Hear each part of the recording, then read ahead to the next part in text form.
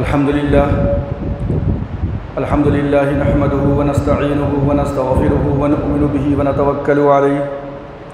ونعوذ بالله من شرور أنفسنا ومن سيئات أعمالنا من يهده الله فلا مضل له ومن يضلله فلا هادي له ونشهد أن لا إله إلا الله وحده لا شريك له ونشهد أن سيدنا وشفيعنا وحبيبنا ومولانا محمدًا عبده ورسوله أما بعد فقد قال الله تبارك وتعالى في القرآن المجيد والفرقان الحميد أعوذ بالله من الشيطان الرجيم بسم الله الرحمن الرحيم ألم تر كيف فعل ربك بأصحاب الفيل ألم يجعل كيدهم في تضليل وأرسل عليهم طيرا أبابيل ترميهم بحجارة من سجيل فجعلهم كعصف مأكول صدق الله مولانا العظيم وصدق رسوله النبي الكريم ونحن على ذلك لمن الشاهدين والشاكرين والحمد لله رب العالمين۔ بزرگان محترم، عزیز ساتھیو، اس سے قبل میں نے نبی آخر الزماں جناب محمد رسول اللہ صلی اللہ علیہ وسلم کی پیدائش سے قبل جزیرۃ العرب کے حالات کیا تھے اور جزیرۃ العرب کے اندر اسلام کا آغاز، انسانیت کا آغاز مکہ مکرمہ کے اندر، اور کفر و شرک اور پھر بت پرستی کا آغاز توحید کے اس مرکز کے اندر جہاں حضرت سیدنا ابراہیم علیہ السلام نے توحید کا علم بلند کیا تھا اور انسانوں کے رگ و ریشے کے اندر اللہ کی وحدانیت کوٹ کوٹ کر بھر دی تھی، کس طرح یہ تمام کے تمام تغیرات پیش آئے، میں نے ان تمام کا آپ کے سامنے ذکر کیا۔ یہودیت اور نصرانیت کا داخلہ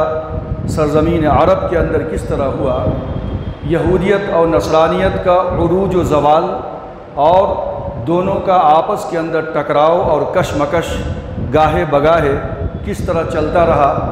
میں نے آپ کا اس کے سامنے ذکر کیا۔ آج میں یہ چاہ رہا ہوں کہ جزیرۃ العرب کے اندر جو بت پرست کے علاوہ، یہودیت اور نصرانیت کے علاوہ ایک گروہ جو ہے، اور وہ ہے آتش پرستوں کا، مجوسیوں کا، آگ کی پوجا کرنے والوں کا،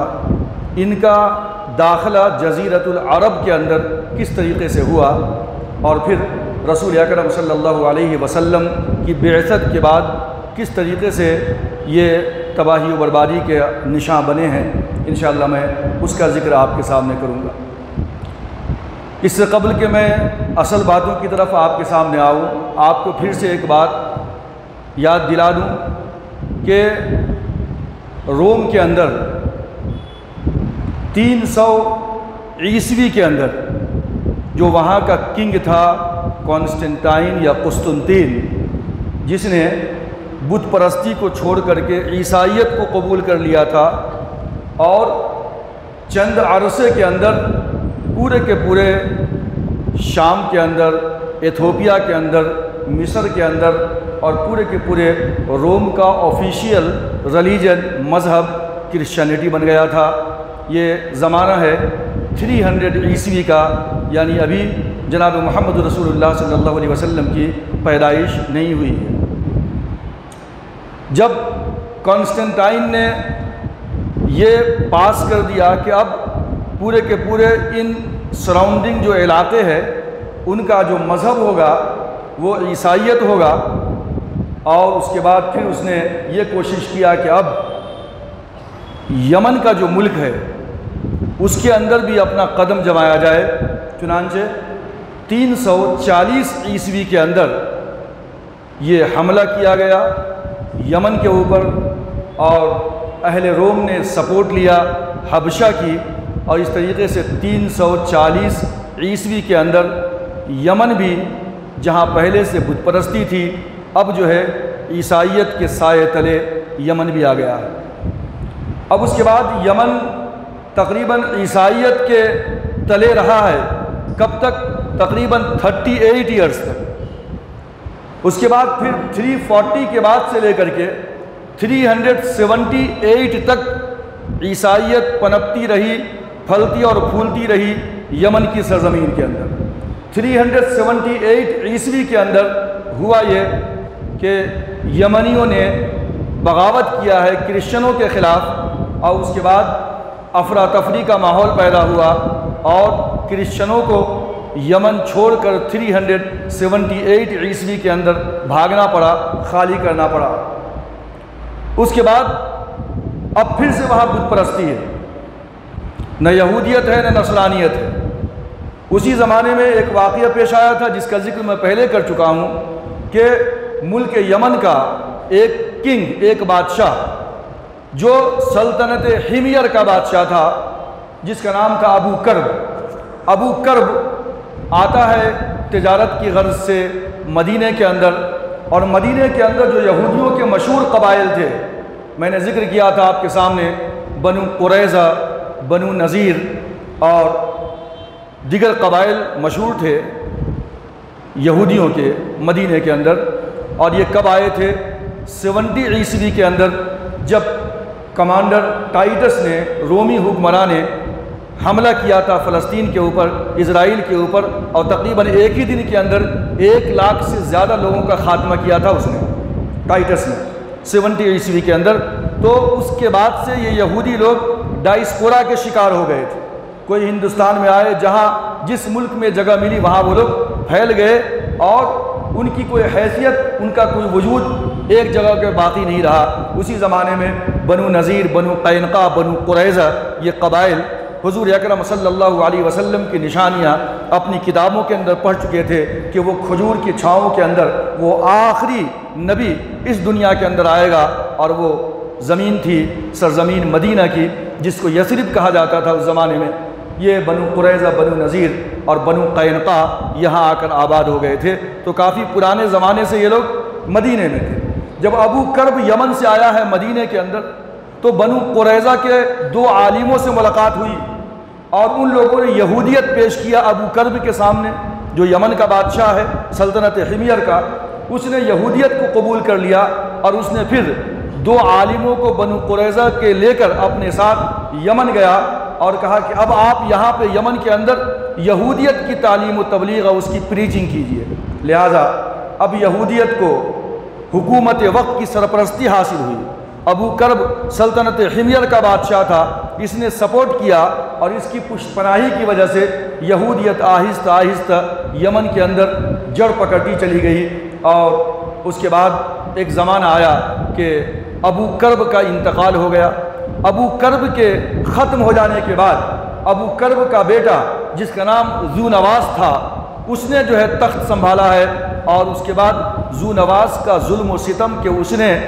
آفیشیل ریلیجن یہودیت ہونی چاہیے یمن کے اندر، اور اس نے اعلان کر دیا کہ جو بھی یہودیت کو قبول نہیں کرے ان سب کو جو ہے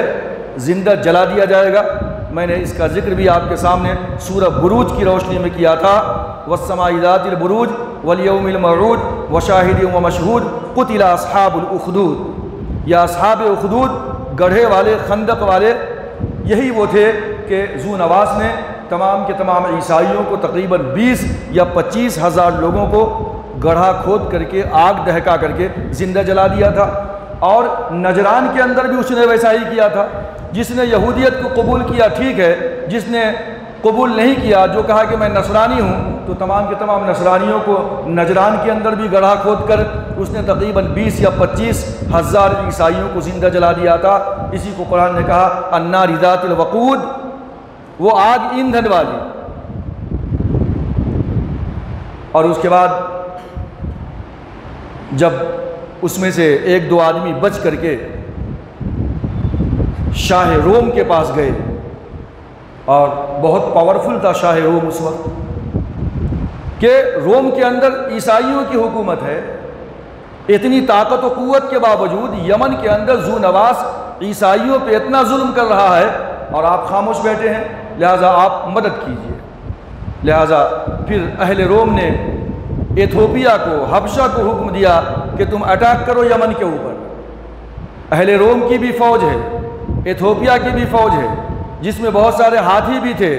اور اس کے بعد آپ کو یہ بھی معلوم ہے کہ اس فوج کا جو سپہ سالار تھا، وہ جو ابرہہ بنا، یا پھر جو ہے اسی کے ساتھ ارباط نام تھا اس کا، یہ دونوں تھے۔ اور بعد میں جب یمن پھر سے عیسائیوں کے قبضے میں آ گیا، ذو نواس مارا گیا یا سمندر میں بھاگ کر کے وہ اپنی جان دے دیا، تو اب پھر سے یہودیت ختم ہوئی، یہودیت کا زوال آیا اور عیسائیت نے پھر سے جو ہے یہاں پہ جڑ پکڑ لیا یمن کے اندر، اور ابرہہ ارباط کا آپس کے اندر لڑائی، اور اس کے بعد پھر ارباط کا مارا جانا اور ابرہہ کا تخت نشین ہو جانا یمن کے اندر، اس کے اوپر بھی آپ کے سامنے چیدہ گفتگو ہو چکی ہے۔ یہ زمانہ ہے 525 عیسوی کا۔ ابرہہ نے جب یمن کے اندر تخت سنبھالا ہے تو یہ پیریڈ ہے 525 عیسوی کا، اور اس کے بعد ایک وقت ایسا آیا کہ 571 کے قریب، 571 کے اندر، جبکہ اللہ کے رسول صلی اللہ علیہ وسلم کی پیدائش ہوتی ہے 571 عیسوی کے اندر، 571 میں ابرہہ نے یمن کے اندر صنعاء کے اندر جو شہر ہے وہاں پہ اس نے چرچ بنایا اور یہ حکم دیا کہ اب آئندہ سال سے خانہ کعبہ کا حج نہیں ہوگا بلکہ اس چرچ کا حج ہوگا۔ آپ جانتے ہیں کہ عرب جو حضرات وہاں پہ تھے ان کو یہ بات بری لگی اور انہوں نے چرچ کو جلا دیا یا چرچ کے اندر جا کر کے ٹوائلٹ کر دیا، اور آگ بگولا ہو گیا غصے سے ابرہہ، اور اس نے اس کا بدلہ لینے کے لیے خانہ کعبہ کے اوپر حملہ کا ارادہ کیا۔ اور اس کے بعد ابرہہ آیا، خانہ کعبہ پہ حملہ کا سوچا، جس میں ہاتھی بھی تھے، 60,000 کی فوج تھی۔ وَأَرْسَلَ عَلَيْهِمْ طَيْرًا أَبَابِيلَ and he sent on them against them flocks of birds، چھوٹے چھوٹے پرندے جس کے کلاز اینڈ جو ہے بیک کے اندر جو کنکریاں تھیں وہ کنکریاں اوپر سے گرائی گئی، اور یہ سب کے سب جو ہے تباہ و برباد ہو گئے۔ تقریباً 50,000 کی آرمی وہیں مکے کے اندر ختم ہو گئی، 10,000 کی آرمی بھاگتے بھاگتے جب یمن کو پہنچی تو وہ سب کے سب بھی تقریباً ختم ہو گئے۔ ابرہہ بھی یمن پہنچتے پہنچتے اس کا پیٹ پھٹ گیا، اس کو بھی ایک کنکری لگی تھی، وہ بھی تباہ و برباد ہو گیا۔ اس طریقے سے اللہ تبارک و تعالیٰ نے اپنے گھر کی طرف غلط نگاہ اٹھانے والے اور غلط ارادہ کرنے والے کو تہس نہس کر دیا، تباہ و برباد کر دیا، اور تاریخ کا ایک جو ہے حصہ جو ہے بنا دیا۔ اب اس کے بعد ابرہہ کی حکومت ختم ہوئی، ابرہہ زندگی سے ہاتھ دھو بیٹھا، ساری کی ساری فوج ماری گئی۔ اب یمن کے اندر پھر سے افراتفری کا ماحول ہو گیا۔ یہ واقعہ ہے حضور اکرم صلی اللہ علیہ وسلم کی پیدائش سے 50 دن یا 55 دن پہلے کا واقعہ ہے۔ ابرہہ کا جو حملہ ہے خانہ کعبہ کے اوپر، اب یمن کے اندر پھر سے بغاوت شروع ہوئی۔ اب کوئی حاکم نہیں ہے، ابرہہ مارا جا چکا ہے۔ اب وہاں پہ ایک شخص آگے اٹھ کھڑا ہوا اور اس کا نام تھا سیف بن ذی یزن۔ یہ سیف بن ذی یزن نے کیا کیا؟ ایران والوں سے مدد مانگی۔ ایرانیوں نے، ایران کا بادشاہ تھا خسرو پرویز، بہت مشہور ہے، اور ایران کے بادشاہ کا لقب ہوا کرتا تھا کسرا، اور روم کے بادشاہ کا لقب ہوا کرتا تھا قیصر۔ ہم پڑھتے ہیں کتاب کے اندر قیصر و کسرا، تو یہ کسرا تھا، خسرو پرویز تھا ایران کے اندر۔ اس نے 1,000 کی آرمی بھیجی یمن کے اندر، اور اس طریقے سے سیف بن ذی یزن وہاں کا حاکم بنا رہا۔ اس کے کچھ عرصے کے بعد یہ ہوا کہ سیف بن ذی یزن نے بیسک غلطی یہ کی کہ ابرہہ کے جتنے بھی لوگ فوج میں تھے وہ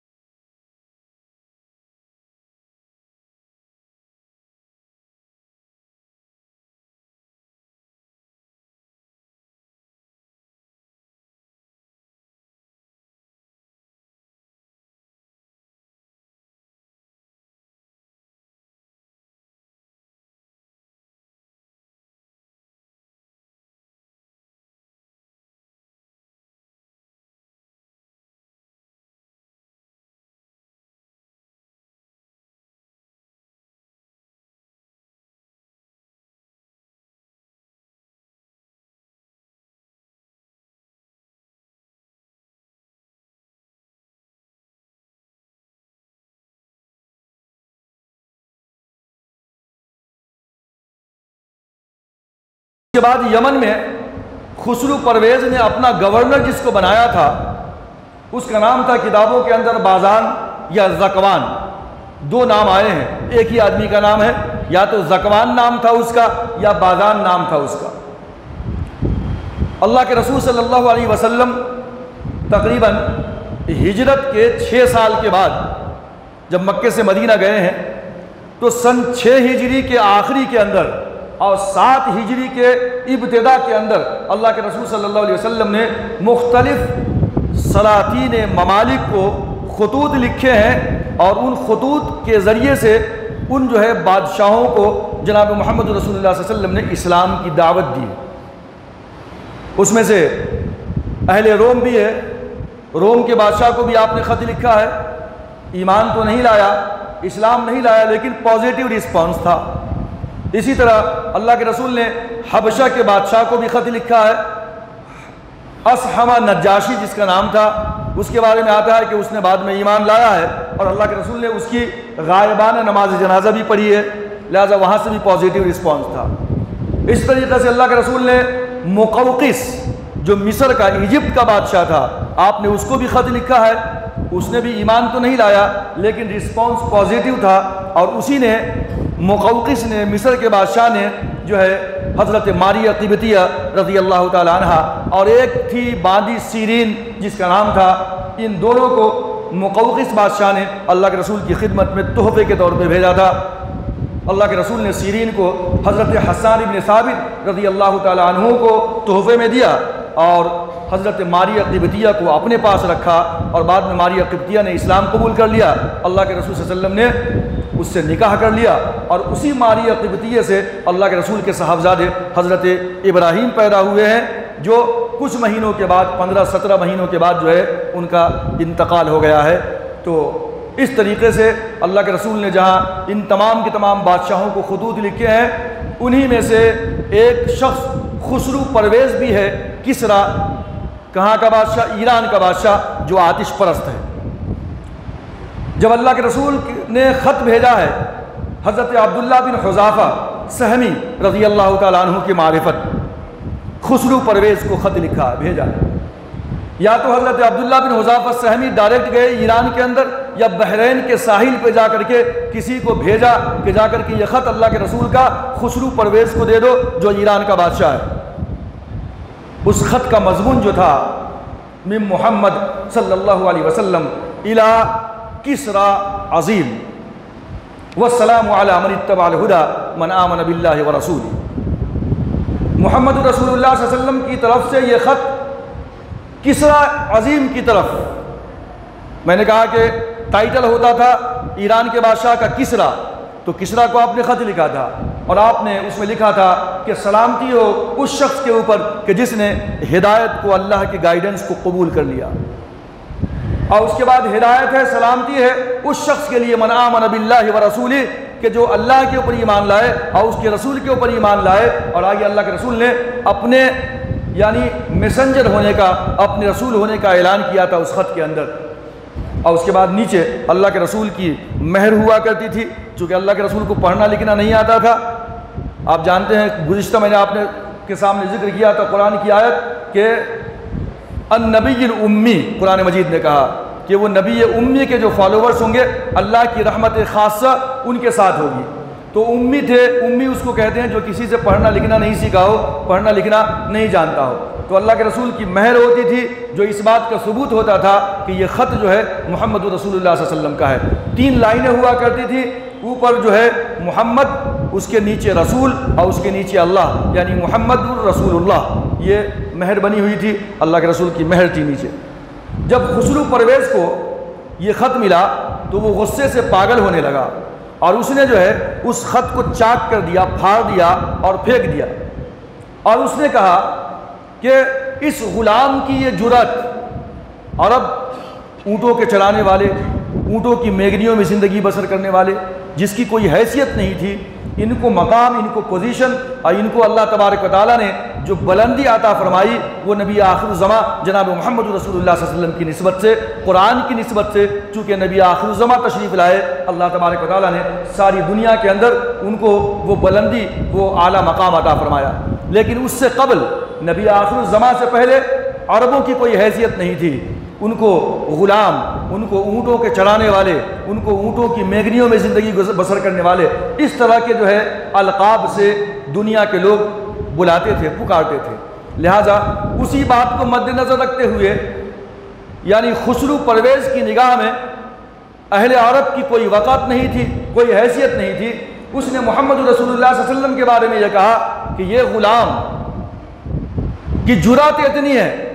کہ وہ من محمد الی کسری عظیم لکھتا ہے،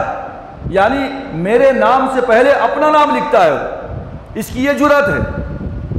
اور وہ مجھے اسلام کی دعوت دے رہا ہے، وہ اپنے آپ کو رسول کہتا ہے۔ لہٰذا اس نے یمن کا جو گورنر تھا زکوان یا باغان، اس نے خط لکھا، میسج لکھا اور کہا کہ 2 مضبوط آدمی کو پکڑو، تیار کرو اور حجاز کے اندر بھیجو، وہ محمد رسول اللہ صلی اللہ علیہ وسلم جو نبوت کے دعوے دار ہیں اور جس نے گستاخی کی ہے مجھے خط لکھ کر کے کہ میرے نام سے پہلے اپنا نام لکھ دیا ہے اس نے، لہٰذا اس کو پکڑ کر کے میرے دربار میں حاضر کرو۔ زکوان کو جب خط ملا کسریٰ کا، خسرو پرویز کا، تو زکوان نے 2 آدمی محمد رسول اللہ صلی اللہ علیہ وسلم کے پاس بھیجے اور ایک خط بھیجا جس کے اندر یہ تھا کہ بادشاہ سلامت، ایران کے بادشاہ خسرو پرویز نے آپ کو اپنے محل کے اندر بلایا۔ جب وہ دونوں پہنچے نبی آخر الزمان کی خدمت کے اندر، تو اس کے بعد اللہ کے رسول نے پوچھا، کہا کہ ٹھیک ہے تم کل آ جاؤ۔ وہ دونوں پھر سے کل اللہ کے رسول کی خدمت میں حاضر ہوئے، اب بولے کہ آپ کو چلنا ہے، بادشاہ سلامت کا حکم ہے۔ اللہ کے رسول صلی اللہ علیہ وسلم کو رات کے اندر بذریعہ وحی اس بات کی اطلاع دے دی گئی کہ خسرو پرویز کے محل کے اندر حالات خراب ہو گئے ہیں اور خسرو پرویز کو اس کے خود اپنے بیٹے شیرویہ نے قتل کر ڈالا ہے رات کے اندر، اور اب جو ہے ایران کا بادشاہ خسرو پرویز نہیں ہے جس نے حضور کے خط کو چاک کیا تھا، کیونکہ اللہ کے رسول کے پاس سامنے جب وہ میسنجر آیا تھا، جب وہ قاصد آیا تھا کہ خسرو پرویز نے آپ کو بلایا ہے، اللہ کے رسول کو پتہ چل گیا تھا کہ آپ کے خط کو چاک کر دیا گیا ہے، تو اللہ کے رسول کی زبان سے الفاظ نکلے تھے کہ یا اللہ خسرو پرویز کو تباہ و برباد کر دے، خسرو پرویز کی حکومت کو تہس نہس کر دے۔ گفتہ اللہ بود، اللہ کے رسول کی زبان سے جو الفاظ نکل جاتے تھے گویا کہ اللہ کی بارگاہ کے اندر اس کو شرف قبولیت سے نوازا جاتا تھا۔ اللہ کے رسول کی زبان سے الفاظ نکلے اور خسرو پرویز کی ہلاکت کا اعلان اسی وقت ہو گیا۔ تو اللہ کے رسول نے بتایا کہ تم مجھے کہاں لے کر کے جاؤ گے؟ خسرو پرویز کا قتل ہو چکا ہے، اس کے بیٹے نے اس کا قتل کر دیا ہے شیرویہ نے، اور اب حاکم اور اب بادشاہ جو ہے شیرویہ ہے اس کا بیٹا، خسرو پرویز رہا نہیں، لہٰذا مجھے جانے کی ضرورت نہیں ہے۔ اللہ کے رسول نے دونوں قاصد کو بھیجا زکوان کے پاس یمن کے اندر، اور اللہ کے رسول نے دونوں کے اوپر اسلام پیش کیا، دونوں قاصد کے اوپر جو یمن سے آیا تھا، اور اسی کے ساتھ ساتھ خط لکھا اللہ کے رسول نے، اس خط کے اندر زکوان کو بھی اسلام کی دعوت دی۔ جب یہ دونوں گئے زکوان کے پاس یمن کے اندر اور سارا کا سارا ماجرا سنایا اور کہا کہ محمد رسول اللہ صلی اللہ علیہ وسلم نے کہا ہے کہ خسرو پرویز کا قتل ہو چکا ہے، اس کے بیٹے شیرویہ نے قتل کر دیا ہے، لہٰذا اب اس وقت جو ہے بادشاہ شیرویہ ہے، مجھے جانے کی ضرورت نہیں ہے، انہوں نے اسلام کی دعوت دی ہے، مجھے بھی اور آپ کو بھی یہ خط لکھا ہے۔ زکوان سوچ میں پڑ گیا اور اس کے بعد وہ